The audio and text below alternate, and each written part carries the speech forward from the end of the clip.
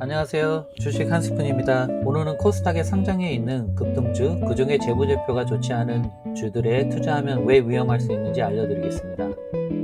코스닥은 성장 기업에게 기회를 주기 위해 상장 기준을 코스피보다 훨씬 낮게 설정했습니다. 자본금, 실적, 안정성 기준이 느슨하죠. 덕분에 작은 기업도 쉽게 상장할 수 있지만 그만큼 투자자 입장에서는 리스크가 큽니다. 코스닥은 기회가 많은 시장이지만 그만큼 위험도 함께 따라옵니다. 코스피 상장 기업은 자본금 기준의 최소 300억 원 이상입니다. 반면 코스닥은 10억 원만 넘으면 상장이 가능합니다. 무려 30배가 차이가 나죠. 이 말은 곧 코스닥 기업은 재무적 체력이 약한 상태에서도 상장이라는 무대를 밟을 수 있다는 뜻입니다. 자본금이 적다는 건 위기상황에서 버틸 여력이 부족하다는 뜻이기도 합니다. 자본금이 낮은 기업은 다음과 같은 위험을 안고 있습니다. 외부 충격에 취약하고 경기 침체, 금리 인상, 원자재 가격 상승 같은 변수에 쉽게 흔들립니다. 회사 자본금이 부족하니 유상증자나 전환사채 발행으로 주식 희석 가능성이 높습니다. 유상증자나 전환사채는 성장을 위한 투자가 아닌 기업을 연명하기 위한 수단일 수 있습니다. 쉽게 말해 투자처럼 보이지만 실은 버티기 위한 즉 재무제표가 형편없는 코스닥 급등주는 단기적으로는 하려 하지만 그 기반이 약하면 투자자는 언제든 낭떠러지에 설 수 있어 직장인 투자자인 저는 코스피 200 종목 위주로 거래를 합니다. 재무제표가 부실한 기업은 단기적으로는 주가가 오를 수 있어도 장기적으로는 투자자를 배신할 가능성이 큽니다. 우리는 숫자에 속지 말고 숫자 뒤에 숨겨진 진실을 봐야 합니다. 제가 주로 투자하는 종목과 코스닥 급등주에서 재무제표가 안 좋은 종목들과 비교하며 설명드리겠습니다. 우선 제가 투자하는 코스피 200 위주의 회사들 재무는 여러 번 설명드렸으니 간략하게 한번 보겠습니다. 제가 현재 투자하고 있는 하나오션을 볼까요? 24년 매출은 10조 7천억이 넘고 순이익이 한 5천억이 넘네요. 2025년 매출액 예상액은 45% 증가, 순이익은 230% 넘을 거라 예측하고 있네요. 하나 에어로스페이스 매출을 한번 보겠습니다. 2024년 매출은 11조가 넘고 순이익이 2조 5천억이 넘네요. 2025년 매출 예상은 27조가 넘고 순이익이 2조 2천억 정도 되네요. 보시다시피 좋은 회사들은 이렇게 매출, 영업이익, 순이익이 좋습니다. 차트도 한번 보겠습니다. 2000년도에 2,000원에서 3,000원 왔다 갔다 하던 주식이 현재 100만원이 넘었습니다. 주가 상승률로 볼 때 35,586%나 올랐네요. 하나 더 보겠습니다. 포스코인터도 한번 보겠습니다. 2001년 당시 1,000원대에 머물던 주가가 현재는 고점에서 다소 조정되었지만 장기적으로 보면 4,000% 이상 상승했습니다. 이렇게 차트를 보면서 강조하고 싶은 점은 다음과 같습니다. 사업을 꾸준히 성장시키며 영업이익과 순이익을 안정적으로 창출하는 기업들은 일시적인 등락이 있더라도 장기적인 주가 추세는 결국 우상향한다는 사실입니다. 이런 기업들은 시간이 지날수록 시장이 신뢰를 얻고 그에 따라 주가도 자연스럽게 반응합니다. 기업의 본질적인 성장성과 수익성을 중심으로 투자 관점을 가져가는 것이 중요하다는 것을 강조드리고 싶습니다. 이번에는 코스닥에서 한때 급등했지만 현재 주가들을 폭락한 주들을 확인해 보겠습니다. 유니스 영업이익이 거의 200억이네요. 2024년에는 125억 마이너스.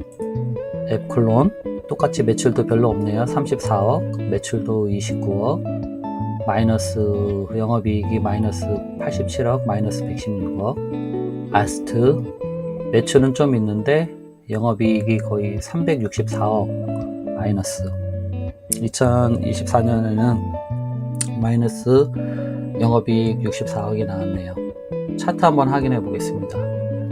예전에 한때 폭력주로 잠시 신재생에너지로 좀 잘 나갔었는데 2007년에 최고 고점 35,000원 정도를 찍고 지금 2025년 현재 그 상승폭 대비 거의 97%가 폭락했네요.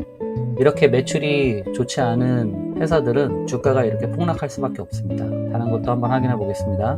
웹클론 2018년에 상장하고 거의 5만원까지 찍었던 주식이 지금 13,000원대네요. 71% 정도 폭락했네요. 이것도 지속적인 마이너스 매출 때문에 그렇죠. 마지막 아스타 한번 확인해 보겠습니다. 이 주식은 2015년에 상장하고 35,000원대까지 대략까지 올랐다가 현재 540원이네요. 98%가 마이너스입니다. 다시 한번 얘기하지만 영업이익이 없는 이런 회사들은 주가가 이렇게 폭락할 수밖에 없습니다. 제가 앱클론을 살펴보다 흥미로운 점을 하나 발견했습니다. 몇 년간 지속적으로 적자를 기록해온 이 회사가 자본금이 늘어났더라고요. 재무제표를 그래서 제가 한번 직접 확인해 봤는데 여기 자본금이 91억에서 98억으로 갑자기 올랐더라고요. 저기 적자인 회사가. 그래서 자세하게 여기 자본 변동표를 한번 확인해 보니까 유상증자액이 딱 7억 정도가 있더라고요. 그러니까 유상증자를 통해 조달한 그 금액을 자본금으로 계산하면서 재무 상태를 수치상으로 계산한 것처럼 보이게 한 것 같습니다. 91억에서 98억. 이처럼 지속적인 적자를 기록하는 기업은 외부 자금 유입을 통해 회계상으로 재무 구조를 안정적으로 보이려는 시도를 할 수 있습니다. 하지만 이는 본질적인 수익성 개선과는 거리가 있기 때문에 투자자 입장에서는 반드시 주의 깊게 살펴봐야 할 부분입니다. 이 종목은 거래소로부터 관리 종목으로 지정되어 있는 상태라 회계 처리 부분으로 외형상 지표가 개선된 것처럼 보이게 하려는 노력으로 있는 걸로 보입니다. 투자하실 때 주의가 필요합니다. 15년에 상장한 아스트라라는 종목은 주가가 너무 떨어져 좀 더 자세히 확인해 봤습니다. 이 종목은 현재 재무제표를 조작한 사실이 적발되고 간신 종목으로 지정되어 매의 눈으로 지켜보고 있는 종목이었습니다. 회사는 재고자산을 비용 처리하지 않고 자산으로 부풀려 단기 순이익과 자기 자본을 인위적으로 늘렸습니다. 결과적으로 투자자들은 건실한 기업이라고 믿고 투자했지만 실상은 허위 재무제표에 기반한 거짓 성장 스토리로 주가는 폭락했습니다. 이 사건으로 아스트 전 대표는 개인가진금 10억 2천만 원을 부과받았고 회사는 증권 발행 제한, 검찰 고발까지 당했습니다. 재무제표를 확인하지 않고 이 회사에 투자한 투자자들은 엄청난 피해를 입었을 겁니다.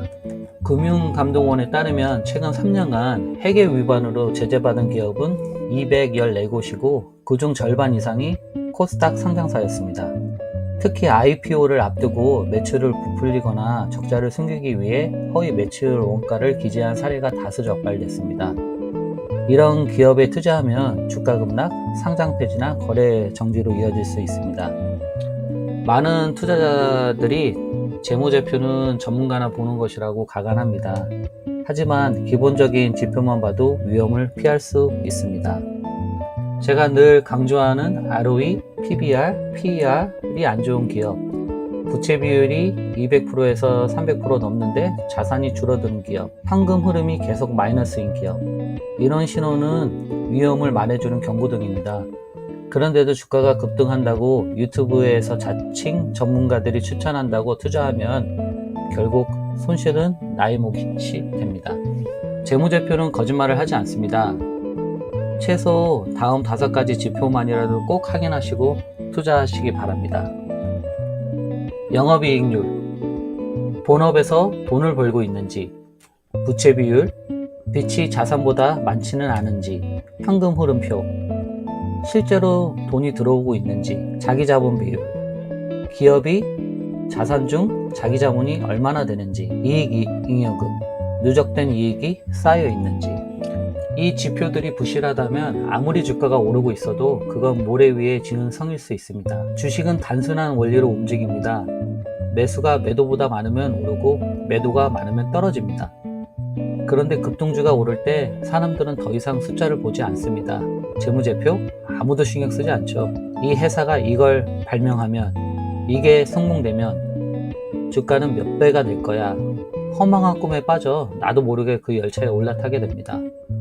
하지만 그 꿈이 무너지는 순간 주가도 함께 무너지고 그제야 우리는 깨닫습니다. 왜 나는 이 회사의 기본적인 재무제표 하나 확인하지 않았을까? 그 후에는 늘 손실이 크게 난 다음에 찾아오는 것 같습니다. 코스닥 시장은 기회의 땅이기도 하지만 그만큼 위험이 많은 정글입니다.